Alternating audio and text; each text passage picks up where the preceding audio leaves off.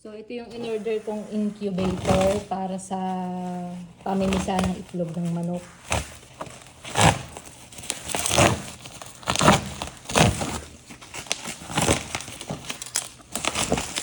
Napaka-alikabok na pa dun.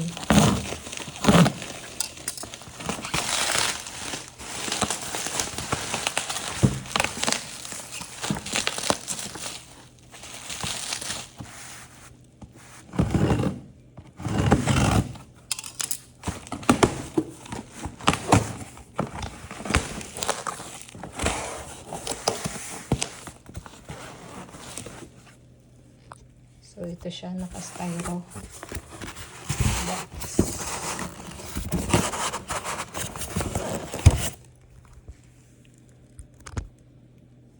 Hirap na mag-video.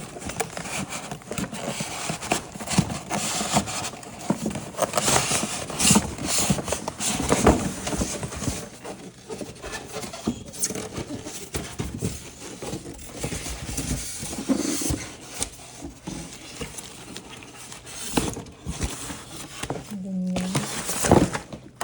Ito yung mga parts.